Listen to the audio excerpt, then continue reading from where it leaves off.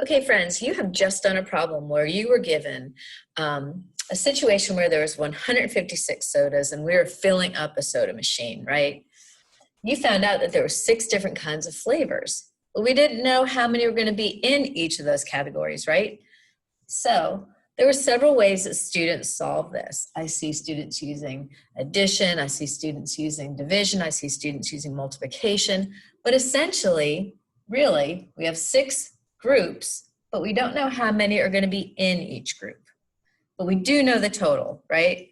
So it's sort of like there's a missing factor in this problem. Well, folks, that is division, really. That's what division is all about. We know the total. We know one of the factors. In this case, we know how many groups there are. But what we don't know is how many are in a group. So we've taken that 156 sodas and we have divided them out into the different flavors, right? And you've got the answer, 26. You could have 26 in each of the groups. The next problem you were given, you had 156, but it wasn't sodas this time, it was water bottles.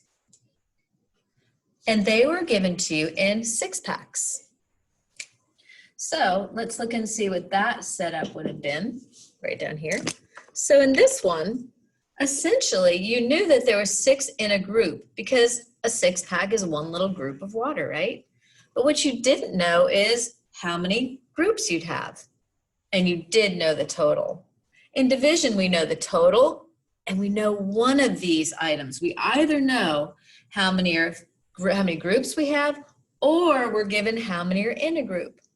In division, we're either finding out how many are in each group, or in this case, we found out how many groups we'd have. And it was 26, right? Same thing, same amount. So these, essentially, the problem was 156 divided by 6 equals 26, right? That was the division problem that we were solving because we were given the total and we were given either, in this case, we were given the groups, the number of groups there were. In this one, we were given how many are in a group. And we had to find out our quotient, or our answer was giving us information, and it was giving the information that a factor would, right? It was giving us the information of how many were in a group, or in this one, it gave us the information of how many groups there were. Hopefully, this is beginning to really cement the relationship between multiplication and division. Let's look and see what it looks like in our area model. So let's do the water bottles first. In the water bottles, we knew that there were 6 groups, but we were trying to find out how many were in a group, 26. 6 times 26 is 156. When it was the sodas, and I'll just write soda here, when it was the sodas, we still had 6, but we knew there were 6 groups. What we didn't know was how many were in a group, and it was still 26. So think about division. Remember that you're always given the total. You're always given the information from one of the factors. And what is that? Groups or number in a group, always.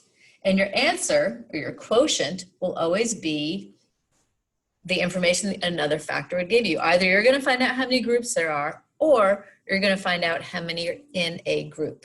If you can keep that in your mind, you will be way ahead of the game. Quickly before we end, let's talk about the mathematical terms for these parts of a division problem. We know in multiplication, we've got factor, factor, product, right? Factor, factor, product. But in division, these numbers have different names. This is called the dividend. That's the big amount you start with, the total. This number is called the divisor. That's telling you either how many groups you have or how many are in a group. Basically, how many groups of 6 can I make with this amount? And the answer is called the quotient. And that, again, will tell us how many are in each group or how many groups we have. So I can't wait to meet y'all in Congress to see how you solved it. How did you find out that there were 26 in each group? And we'll talk about that when we meet together.